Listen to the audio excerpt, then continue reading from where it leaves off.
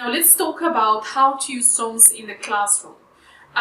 These are also tips, but we need you to go and refer to our online course, How to Teach Listening, because we're talking about this in details. Now we're just going to give you some tips related to teaching listening, especially using songs. You can relate it to the other course and use both of them while you're teaching. Before you start playing the song, you can tell them what the song is about as a pre-listening activity. You can show them pictures, make some predictions, and also you can give them the keywords so that they are going to hear in the song. So this way, when they hear it for the first time, it's gonna be more familiar to them. Another point is that you can play the whole song to the students.